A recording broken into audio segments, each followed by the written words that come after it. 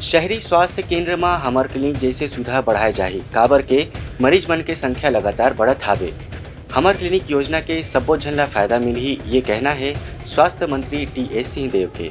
लोगन मन ला बेहतर स्वास्थ्य सेवा उपलब्ध कराए बर शहरी स्वास्थ्य केंद्र मन ला हमर क्लिनिक के रूप दे जाथे। ग्रामीण क्षेत्र में स्थापित हेल्थ और वेलनेस सेंटर के तर्ज में शहरी स्वास्थ्य केंद्र मन में घलोक ज्यादा सुविधा विकसित करे जाथे। ए बेरा में 5 ठिन हमर क्लिनिक के निरीक्षण स्वास्थ्य मंत्री श्री टी.एस. सिंहदेव हा करीन और जल्दी जम्मो व्यवस्था सुनिश्चित करे के निर्देश दिन। रायपुर में 52 शहरी स्वास्थ्य केंद्र के उन्नयन हमर क्लिनिक के रूप में करे जाही।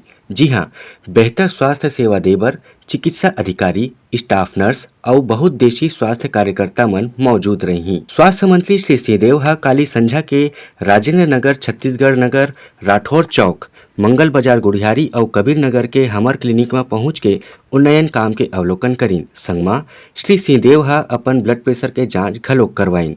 ब्यूरो रिपोर्ट, उत्तलंघा न्यूज। सोर संदेश द बज़ उत्तलंघा के खबर चारों मुड़ा है नजर। छत्तीसगढ़ी और अंग्रेजी भाषा में खबर बर रहो बेसबर।